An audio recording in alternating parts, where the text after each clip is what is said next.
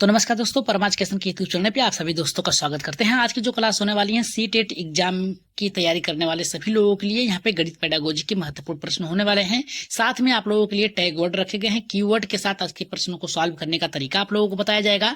जितने भी लोगों का बार बार एग्जाम देने के बाद भी नहीं निकल पा रहा है और जिन जिन लोगों का फर्स्ट बार यहाँ पे सीटेट एग्जाम देने जा रहे हैं उनके लिए आज की क्लास बहुत ही बेहतरीन है। तो चलिए शुरू करते हैं आज के पहले प्रश्न से। लेकिन आगे बढ़ने से पहले बता दें कि जो 4 लेवल में आप लोगों का एग्जाम होने वाला था सीटेट का, वो 2 ही लेवल में होगा, प्राइमरी और जूनियर में। आप लोगों को डरने की जरूरत नहीं है, सभी लोग अपनी तैयारी बेहतर तरीके से करिए। तो शुरू करते हैं आज के पहले प्रश्न से। सब्सक्राइब कर दीजिएगा सभी लोग और शेयर कर दीजिएगा अपने अपने ग्रुपों में, ताकि अधिक से अधिक लोग हमारे चैनल से जुड़ सके। लाइक करना न भूलें।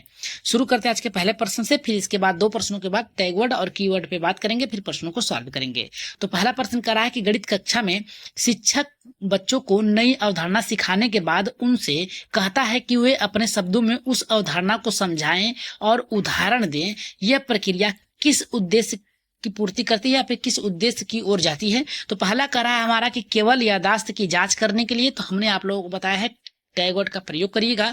केवल अगर शब्द दिया है तो नेगेटिव होगा, काट दीजिएगा। यहाँ पे दूसरा कह रहा है कि उच्च स्तरीय, यहाँ पे कह रहा है कि हायर ऑर्डर थिंकिंग की बात कर रहा है, विकसित करने की बात कर रहा है। और यहाँ पे तीसरा कह रहा है कि लिखने की गति बढ़ाने के लिए। और चौथा कह रहा है कि गलत उत्तर देने वाले की पहचान करने के लिए। ऐसा नहीं है, गलत उत्तर देने की पहचान करने के लिए नहीं है, अवधारणाओं को स्पष्ट करने और उस पर उदाहरण के माध्यम से समझाने का प्रयास करने की बात कर रहा है। तो राइट आंसर यहाँ पे जाएगा आपका दूसरे के साथ जाएगा, यहाँ पे राइट आंसर होगा आपका दूसरा। लिखने की गति नहीं होगा क्योंकि यहाँ पे समझाने की बात कर रहा है, तो आपका राइट आंसर दूसरा ही होगा। अगर हम इसकी व्याख्या की बात करें तो व्याख्या में बताया गया है यहाँ पे अपने शब्दों में समझाना, यानी होस्ट का हिस्सा लेना, या फिर करें यहाँ पे ब्लूम्स की जो यहाँ पे टेक्सोनॉमी जो यहाँ पे एप्लीकेशन है उसके एनालिसिस के द्वारा यहाँ पे सिस्टमेटिक ढंग से अंतर्गत से समझाया जाता है। यह गहरी समझ और आत्म अभिव्यक्ति को बढ़ावा देती है। साथ में विकल्प जो है ए, सी और डी अधिकांश गलत है, क्योंकि इसमें मुख्य जो उद्देश्य है वो सोचने की गहराई से है। तो राइट आंसर आपका दूसरे के साथ गया था। अगर हम बात करें दूसरे प्रश्न की, जो कि बहुत ही बेहतरीन है, इसमें कह रहा है कि एक गणित शिक्षक नए अध्याय की शुरुआत बच्चों के जीवन से जुड़े अनुभवों और उदाहरण से करता है, फिर धीरे धीरे अवधारणा को यहाँ पे गणितीय भाषा में ले जाता है। यह किस सिद्धांत को दर्शाता है? कह रहा है कि एक शिक्षक है जो क्या कर रहा है, बच्चों से जुड़े उसके अनुभव यानी उसके आसपास उससे घरेलू चीजों से जोड़कर कुछ यहाँ पे उदाहरण देता है, फिर धीरे धीरे उस अवधारणा को गणितीय रूप देता है। जैसे कहता है कि आपके घर में कितने कमरे हैं, तो कोई कहेगा हमारे घर में 2 है, कोई कहेगा कि हमारे घर में 3 कमरे, तो कहेगा अब दोनों लोग उस कमरे को जोड़ दीजिए, तो यहाँ पे 1 2 3 4 5 कहेगा कि 5 कमरे हो गए। तो इस तरीके से वो क्या कर रहा है, उसे गणितीय भाषा में ले जा रहा है।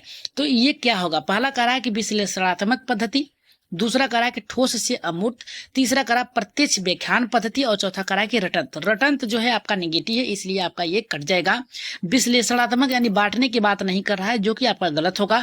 ठोस से अमूर्त की ओर ले जा रहा है यहाँ पे, जो कि आपका राइट आंसर होगा। इसका राइट आंसर जाएगा दूसरे के साथ जाएगा, क्योंकि यहाँ पे पहले वो क्या कर रहा है, जो आपके अनुभव जो आपके वास्तविक जीवन में है उसको दिखाकर उसको बताकर फिर इसके बाद अमूर्त चिंतन करा रहा है, तो यही आपका राइट आंसर होगा।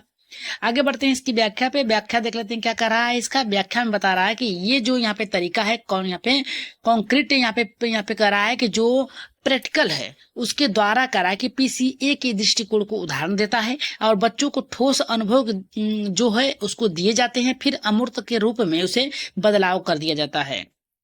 अब हम बात करें अगर अपने टैग वर्ड पे या फिर कीवर्ड की बात करें, तो इसमें देखिए क्या कह रहा है कि छात्र केंद्रित दृष्टिकोण होता क्या है, इसका मतलब क्या होता है, अर्थ क्या है, इसे जान लेंगे तो सबसे बेहतर होगा। तो ये कह रहा है हमारा कि जहां छात्र सक्रिय रूप से सीखने में भाग ले, शिक्षक केवल मार्गदर्शक के रूप में हो, वो क्या होता है, छात्र केंद्रित दृष्टिकोण होता है। अगर वहीं पे दूसरे यहाँ पे टॉपिक की बात की जाए कीवर्ड की, तो ये कह रहा है कि कॉन्क्रीट यहाँ पे कह रहा है कि अब्स्ट्रैक्ट की बात कर रहा है, तब तक क्रम अपनाएं। यहाँ पे पहले इसमें क्या होता है, वास्तविक वस्तुएं या फिर चित्र के अंत में गणित को प्रतीक में के रूप में लाया जाता है। यानी पहले क्या है, आपको ठोस वस्तुएं दिखाई जाती हैं, फिर इसके बाद क्या है, अमूर्त वस्तुएं पर विचार करने के लिए आपको कहा जाता है। अगर वहीं पे कहा जाए यहाँ पे कह रहा है कि डिस्कवरी की बात, खोजने की बात कर रहा है, संकेत लेकर उत्तर यानी कह रहा है कि उत्तर छात्र स्वयं से खोजते हैं, तो इसे क्या कहा जाता है? डिस्कवरी लर्निंग कहा जाता है। अगर होस्ट की बात किया जाए तो आधारित प्रश्न पे बच्चे अपने शब्दों में अवधारणा को समझाते हैं। तो इस तरीके से कीवर्ड है, स्पेशल है, जिसके माध्यम से आप क्या कर सकते हैं, यहाँ पे देखकर पीडीएफ के माध्यम से आप सीख सकते हैं। तो इसका प्रयोग आप लोग क्या करिएगा, क्लास के बाद आप देख के कर सकते हैं, और क्लास बेहतर लगे तो सब्सक्राइब और यहाँ पे लाइक जरूर करिएगा। तो आगे बढ़ते हैं, यहाँ पे अपने प्रश्नों पे आगे बढ़ेंगे डायरेक्ट हम तीसरे प्रश्न पे। तीसरा प्रश्न हमारा ये कह रहा है कि गणित शिक्षण में शिक्षक बच्चों को केवल सही उत्तर नहीं बताते बल्कि गलत उत्तर के कारण को समझाते हैं, फिर चर्चा करवाते हैं। यह किस प्रकार के शिक्षण का हिस्सा है? पहला कह रहा है कि मूल्यांकन आधारित शिक्षण, दूसरा हमारा कह रहा है त्रुटि विश्लेषण या फिर कह रहा है कि एरर एनालिसिस की बात कर रहा है, आधारित शिक्षण है, और यहाँ पे तीसरा कह रहा है कि केवल पुनरावृत्ति आधारित शिक्षण, और यहाँ पे चौथा कह रहा है प्रतिस्पर्धा आधारित शिक्षण। तो सबसे पहले यहाँ पे देखिए नेगेटिव टॉय को काटिए। प्रतिस्पर्धा यानी द्वंद्व कराने की बात नहीं है, मूल्यांकन आधारित शिक्षण नहीं है, केवल पुनरावृत्ति आपकी नहीं है। राइट आंसर यहाँ पे त्रुटि विश्लेषणात्मक अधिगम के साथ जाएगा। राइट आंसर ऑप्शन नंबर यहाँ पे दूसरा सही होगा। अगर हम इसकी व्याख्या की बात करें तो व्याख्या में बताया गया है कि त्रुटि विश्लेषण पद्धति में शिक्षक गलतियों के स्रोत को पहचानते हैं और बच्चों को उसके बारे में सोचने के लिए प्रेरित करते हैं। यह रचनात्मक प्रक्रिया जो है यहाँ पे फीडबैक देती है बच्चों को, जो कि इसका हिस्सा है, अवधारणात्मक को गहराई रूप से बढ़ाती है। अगर हम बात करें यहाँ पे चौथे प्रश्न की, जो कि बहुत ही बेहतर प्रश्न है। चौथा प्रश्न करा कि एक गणित शिक्षक बच्चों को समस्या हल करने के लिए कोई सीधा तरीका नहीं बताता बल्कि उसे संकेत देकर सही दिशा में ले जाता है, यानी संकेत के माध्यम से सिखाता है। तो सांकेतिक भाषा होगी, इतना याद रखिएगा। करा किस शिक्षण पद्धति का उदाहरण है? तो पहला करा कि अन्वेषण आधारित शिक्षण, एक्सप्लोरेटरी लर्निंग की बात कर रहा है, दूसरा करा मार्गदर्शन खोज की बात कर रहा है, गाइडेंस डिस्कवरी मेथड की बात कर रहा है, और यहाँ पे तीसरा करा है रटन पद्धति की बात कर रहा है, रोट की बात कर रहा है, चौथा करा कि व्याख्यान की बात कर रहा है। तो राइट आंसर यहाँ पे किसके साथ जाएगा? व्याख्यान की बात कर रहा है नहीं होगा, रटंत की नहीं होगा, मार्गदर्शक की बात होगा, क्योंकि वो संकेत दे रहा है, केवल अन्वेषण खोज तो नहीं हो रहा है। राइट आंसर ऑप्शन नंबर यहाँ पे दूसरे के साथ जाएगा, क्योंकि वो मार्गदर्शक सांकेतिक भाषा केवल संकेत दे रहा है। तो नेक्स्ट अगर हम यहाँ पे इसकी बात करें, यहाँ पे इसके टॉपिक की या फिर कह सकते हैं व्याख्या की, तो इसमें कहा गया है यहाँ पे जो गाइडेड डिस्कवरी होती है, इसमें शिक्षक मार्गदर्शक होता है लेकिन समाधान बच्चे स्वयं से खोजते हैं। एक्सप्लोरेटरी जो लर्निंग होती है, इसमें कह रहा है कि एक मार्गदर्शक कम होता है, जबकि ए और यहाँ पे सी और डी में शिक्षक केंद्रित बातों को कहा गया है। एक बार लाइक कर दीजिएगा सभी लोग, जितने भी लोग देख रहे हैं एक बार ईमानदारी से लाइक करते हुए जाइएगा सभी लोग क्लास को। कह रहा है पांचवा प्रश्न की सी टेट गणित पेडागोजी में स्पाइरल लर्निंग जो होता है, यानी कह रहा है स्पाइरल लर्निंग का मतलब होता है जो हैंडीकैप होते हैं उनके लिए बात कर रहा है कि मुख्य लाभ क्या है। यहाँ पे कह रहा है कि एक ही विषय को बार बार रटवाना आपका गलत है। दूसरा कह रहा है कि उसे धीरे धीरे बढ़ती जटिलताओं के साथ पुनः प्रस्तुत करना। देखिए यही भी आपका ऑप्शन सही लग रहा है। कह रहा है कि बच्चों को विषय से यहाँ पे बोरियत से बचाने के लिए नहीं, ऐसा नहीं है। यहाँ पे गणित पेडागोजी स्पाइरल लर्निंग जो होता है उसे करने के लिए होता है, पुनः प्रोत्साहित देने के लिए होता है, और शिक्षक का समय बचाता है, ये तो नहीं होगा। राइट आंसर इसका भी दूसरा ही होगा। 5वें का लगातार 1 से लेकर 5 तक का आपका दूसरा ही ऑप्शन सही हुआ है, इतना याद रखिएगा। इसकी अगर व्याख्या की बात करें तो इसमें कह रहा है स्पाइरल जो लर्निंग होती है इसकी अवधारणा को पहले सरल या पर सिखाया जाता है, फिर उच्च स्तरीय धीरे धीरे वास्तविक को सिखाया जाता है। ये दीर्घकालीन समय में विकसित में सुनिश्चित करता है यहाँ पे कौशल को। अगर हम बात करें छठे प्रश्न की, तो ये कह रहा है कि गणित कक्षा में शिक्षक बच्चों से कहता है कि वे किसी समस्या के समाधान के लिए कई अलग अलग तरीके खोजें और उन्हें कक्षा में प्रस्तुत करें। यह अभ्यास किस दक्षता की ओर विकसित करता है? पहला कह रहा है रचनात्मक क्रिएटिव थिंकिंग की बात कर रहा है, दूसरा कह रहा है रटंत जो कि आपका गलत है, समय प्रबंधन नहीं, तेज यहाँ पे गणना नहीं। राइट आंसर पहले के साथ जाएगा। ये छठे का जो राइट आंसर गया है आपका पहले के साथ गया। अगर हम इसकी व्याख्या की बात करें तो व्याख्या में बताया गया है कि कई समाधान ढूंढना, यहाँ पे कह रहा है कि डिवाइजेंट थिंकिंग की बात कर रहा है, रचनात्मक का हिस्सा होता है। ये गणितीय लचीलापन या फिर मैथमेटिकल या फिर फ्लेक्सिबिलिटी की बात कर रहा है जो कि बढ़ाता है इसको।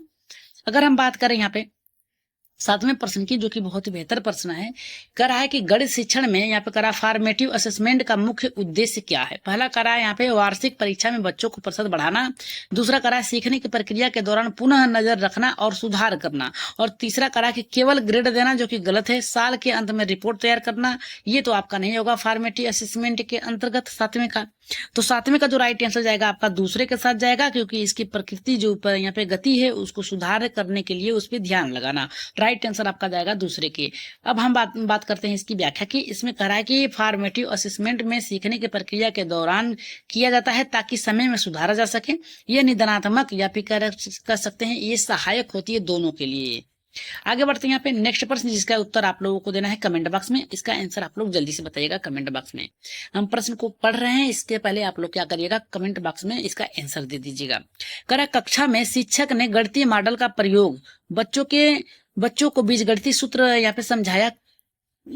सॉरी यहाँ पे कह रहा है कि कक्षा में शिक्षक ने गणितीय मॉडल का प्रयोग करके बच्चों को बीजगणित सूत्र यहाँ पे समझाया। यह किस सिद्धांत को दर्शाता? पहला कह रहा है कि बहुबुद्धि सिद्धांत को, दूसरा ठोस पिक्टोरियल अमूर्त को, और तीसरा कह रहा है कि व्यवहारवाद सिद्धांत को, और चौथा कह रहा है कि परीक्षण त्रुटि सिद्धांत को। तो राइट आंसर यहाँ पे 8वें का किसके साथ जाएगा, जल्दी से कमेंट कर दीजिए। यहाँ पे देखिए क्या कहा है, थोड़ा समझिए। गणितीय मॉडल की बात किया है, प्रयोग करने की बात कर रहा है, और बीज गणित के सूत्र को समझा रहा है। तो ठोस यहाँ पे पिक्टोरियल अमूर्त चिंतन करा रहा है, पहले ठोस वस्तुओं को दिखा रहा है, गणितीय मॉडल दिखा रहा है, तो यानी कुछ यहाँ पे वस्तु को दिखा रहा है, वो क्या कर रहा है, दिखा रहा है, फिर प्रयोग करके बच्चों को बीज गणित के सूत्र दिखा रहा है। तो पहले दिखाकर फिर इसके बाद पिक्टोरियल अमूर्त चिंतन करा रहा है। तो राइट आंसर ऑप्शन नंबर यहाँ पे दूसरा सही होगा। अगर हम बात करें इसकी व्याख्या की, तो इसमें बताया गया कि मॉडल और चित्र का प्रयोग यहाँ पे कर रहा है, क्रम से दर्शाता है, फिर अमूर्त अवधारणा को समझाने में उसकी क्या कर रहा है, मदद कर रहा है। अगर हम बात करें यहाँ पे नेक्स्ट प्रश्न, जो कि आपका 9वां है, ये कह रहा है कि गणित में बच्चों को नए शब्दावली जैसे हर और अंश सिखाने के लिए कह रहा है कि हर और अंश, ठीक है, इसको कह रहा है कि यहाँ पे हर को बोला है, फिर अंश को बोला है, फिर कह रहा है कि अंश है, फिर कह रहा है कि हर है। ठीक, कह रहा है समझाने के लिए क्या कर रहा है, शिक्षक पहले वस्तुओं यहाँ पे वास्तविक वस्तुओं और चित्रों को परिचित कराता है, फिर क्या कर रहा है, गणितीय शब्दों को देता है। यह किस दृष्टिकोण को दर्शाता है, अनुभवात्मक शिक्षण, सूत्र केंद्रित शिक्षण, और तीसरा करा कि प्रत्यक्ष अनुवाद, चौथा करा कि रटंत पद्धति। तो राइट आंसर यहाँ पे 9वें का किसके साथ जाएगा, तो 9वें का जो जाएगा अनुभवात्मक शिक्षण के अंतर्गत जाएगा। तो राइट आंसर जितने लोगों का आया है यहाँ पे पहला एकदम सही होगा। अगर इसकी व्याख्या की बात करें तो व्याख्या में बताया है कि अनुभवात्मक शिक्षण में पहले बच्चे को क्या है, अनुभव कराते हैं, फिर उस अनुभव से जुड़े शब्द को, अवधारणा को दिखाते हैं या फिर सिखाते हैं। अगर हम बात करें 10वें प्रश्न की, ये कह रहा है कि गणित में बच्चों को स्थानीय क्षमता, इस पे यहाँ पे कह रहा है कि स्पेटियल, यहाँ पे कह रहा है कि एबिलिटी विकसित करने के लिए कौन सा तरीका सबसे उपयुक्त है। पहला कह रहा है कि बार बार गणना अभ्यास कराना, ज्यामितीय आकृतियों के साथ गणितीय और 3D मॉडल बनवाना, केवल ज्यामितीय सूत्र रटवाना और केवल शब्द निगेटिव है। चौथा करा टेस्ट से ज्यादा सवाल देना, ये भी गलत है। तो बचा आपका पहला और दूसरा।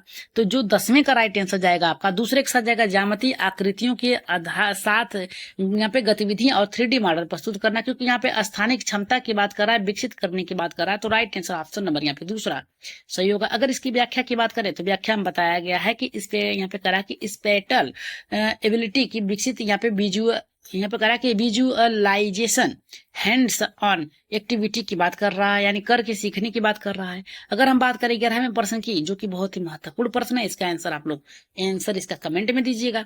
करा कि कक्षा 4 में एक शिक्षक बच्चों से पूछता है, क्या पूछता है, पहला करा कि अगर तुम्हें 8 रुपए, करा कि 8 रुपए, फिर कह रहा है कि 3 सिक्के, 8 रुपए के 3 सिक्के दिए जा रहे हैं। ठीक है, तीन कह रहा है कि 3 सिक्के दिए जा रहे हैं, 8 रुपए के 3 सिक्के के दिए जा रहे हैं। तो इसका मतलब ये हुआ कि आपके दो और यहाँ पे कह रहा है कि सीधे यहाँ पे 2 1 3 1 5 रुपए, ये हो गए सिक्के। 5 रुपए 2 सिक्के, कुल कितने रुपए हुए, तो ये आपको बताना है। तो पहला करा है कि उसके बाद वो बच्चों से ये पूछता है कि उन्हें कैसे सोचा, ये किस प्रकार का आकलन तकनीक है। पहला करा समग्र आकलन, दूसरा करा सोचने की प्रक्रिया पर आधारित आकलन होगा, तीसरा करा कि मानवकृत परीक्षण होगा, चौथा करा कि वस्तुनिष्ठ परीक्षण होगा। तो राइट आंसर यहाँ पे 11वें का किसके साथ जाएगा। अगर हम 11वें की बात करें तो ये सोचने की प्रक्रिया पर आधारित आकलन है कि किस प्रकार से बालक सोच रहे हैं और किस क्रम में रख रहे हैं। तो राइट आंसर ऑप्शन नंबर यहाँ पे दूसरा सही होगा। वहीं पे देखिए क्या कर रहा है कि शिक्षक केवल उत्तर नहीं देख रहा, बल्कि सोचने की प्रक्रिया में थिंकिंग प्रोसेस पर भी ध्यान दे रहा है कि बालक कैसे सोचते हैं। अगर वहीं पे बात करें हम 12वें प्रश्न की, तो ये करा कि गणित शिक्षण में स्कैम फोल्डिंग का अर्थ क्या होता है। पहला करा कि बच्चों के कठिन कार्य अकेले करने देने के लिए, गलत। अस्थाई सहारा देकर धीरे धीरे स्वतंत्र बनाना। देखिए अस्थाई यहाँ पे सहारा देने की बात करा, जो कि सही है। इसके फोल्डिंग में यही होता है, पहले सहारा देना यही होता है इसके फोल्डिंग। केवल गृह कार्य, ये आपका गलत है। बार बार ये कहीं सवाल देना नहीं। राइट आंसर ऑप्शन नंबर यहाँ पे दूसरा। देखिए आज के प्रश्न में अधिकतर प्रश्न जो है दूसरा ही सही हो रहा है। यहाँ पे देखिए क्या कर रहा है कि इसके फोल्डिंग में शिक्षक सहायता देता है, जैसे जैसे छात्र सक्षम होता है उसे सहारा कम हो जाता है। ये होता है इसके हम फोल्डिंग के बारे में। अगर हम बात करें 13वें प्रश्न की, जो कि बहुत ही महत्वपूर्ण है, करा गणित में मैथ, यहाँ पे करा कि अनिश्चित से निपटने का सबसे उपयुक्त तरीका क्या है।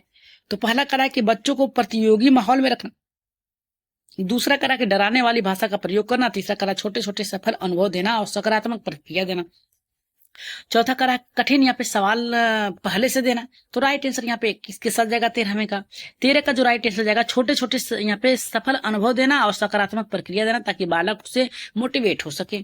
तो ये था आपका 13वें प्रश्न का उत्तर। और यहाँ पे कह रहा है कि सकारात्मक प्रक्रिया के द्वारा कठिन प्रगति मैथ जो है उसको कम किया जा सकता है, जो भी हार्ड प्रश्न है। वहीं पे 14वां हमारा प्रश्न जो है कि बहुत बेहतर है, इसका आंसर आप लोग दीजिएगा कमेंट बॉक्स में। करा कि गणितीय पेडागोजी में पीयर टीचिंग का मुख्य उद्देश्य क्या है। पहला करा है कि पीयर टीचिंग का क्या है, तो कह रहा है कि यहाँ पे शिक्षक का कार्यभार कम करना, दूसरा करा छात्रों को एक दूसरे से सीखने और सिखाने का अवसर मिलना चाहिए, और तीसरा करा कक्षा में शोर कम करने के लिए, चौथा करा टेस्ट का समय घटाना। तो इसका राइट आंसर आप लोग कमेंट बॉक्स में देंगे। कहाँ देंगे, कमेंट बॉक्स में दीजिएगा और बताइएगा कि इसका आंसर क्या होगा, पहला होगा, दूसरा, तीसरा या फिर चौथा। इसका कौन सा आंसर होगा, राइट आंसर आप लोग कमेंट बॉक्स में बताइएगा। आगे बढ़ते हैं यहाँ पे 15वें प्रश्न पे। देखिए 15 का प्रश्न करा कि गणित के एक शिक्षक ने बच्चों को एक जटिल समस्या दी, लेकिन उसे हल करने के लिए कोई निश्चित तरीका नहीं बताया, यानी हल करने का तरीका नहीं बताया। यह किस प्रकार का शिक्षण रणनीति है। पहला करा कि ओपन एडेड समस्या, यानी कला खुले अंत वाले प्रश्न है। दूसरा हमारा करा रटन पद्धति, जो कि आपका गलत है। तीसरा करा एकल समाधान, यहाँ पे शिक्षण आधारित शिक्षण है। चौथा करा सूत्र केंद्रित यहाँ पे पद्धति है। तो 15वें का अगर हम बात करें तो इसका राइट आंसर जाएगा यहाँ पे किसके साथ जाएगा, यहाँ पे खुद से करने की बात कर रहा है। यहाँ पे देखिए उसने समाधान नहीं बताया, लेकिन खोजने का एक निश्चित तरीका नहीं बताया, खुद से ही करने के लिए कहा, तो वो अपने अनुसार करेंगे। तो राइट आंसर यहाँ पे किसके साथ जाएगा, पहले के साथ जाएगा इसका आंसर।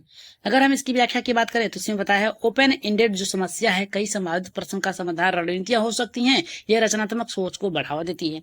आज की क्लास का जो लास्ट प्रश्न है, इसका आंसर आप लोगों को कमेंट बॉक्स में देना है। तो ये करा है गणित में, यहाँ पे करा है कि कॉन्क्रीटिज्म का अर्थ क्या है। पहला करा है ज्ञान का निर्माण छात्र स्वयं करते हैं, और दूसरा करा है कि शिक्षक सभी ज्ञान को तैयार कर देता है। तीसरा करा बच्चे केवल किताब से सीखते हैं। चौथा करा कि केवल याद कराते हैं। तो इसका राइट आंसर आप लोग कहाँ देंगे, कमेंट बॉक्स में दीजिएगा और बताइएगा कि इसका आंसर क्या होगा।